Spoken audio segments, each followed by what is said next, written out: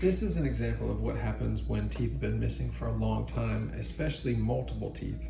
So this patient has lost most of the back teeth and they've been gone for quite some time. On this side, we can see the further back they go, the longer they've been gone. He's still got decent width to his jawbone right up here where these teeth haven't been missing for quite as long. But back here, the jawbone has thinned considerably where the teeth back here have been missing for a very long time. On this side, they hadn't been missing for quite as long. There was still a little bit thicker bone, and we went through and we placed 2 implants. So on the top, when he closes down now, you can see some of the other issues. Besides not being able to chew as well, over time, the height has dropped down. So you see this tooth is considerably longer than the one in front of it, and it's starting to get down closer to the jawbone, and his whole mouth is actually collapsed where he's been chewing almost only on his front teeth for so long. They've become worn and broken, and the jaw has closed in more than it should be.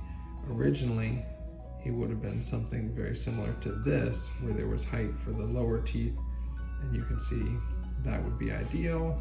Now this is where we are.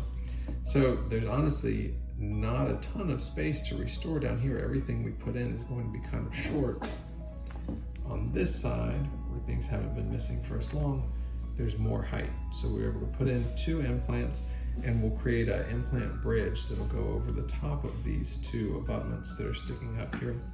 So in some cases, you don't have to place an individual implant for every spot. In his case, where the good bone was, and honestly, it was a little more cost effective, we placed 2 individual implants, and then we'll create an implant bridge that connects over that space to fill in all of his missing teeth on this side.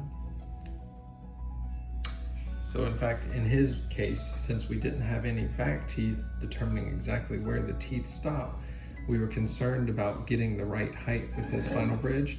So we had the lab create kind of a try-in bridge. This they've made out of plastic. We can have the patient come in, try it in, make any adjustments that we need to in the office, and then we can send it back to the lab for them to create the final permanent bridge out of ceramic, where that way we know we'll have a good fit and we know we'll have a good bite for the patient.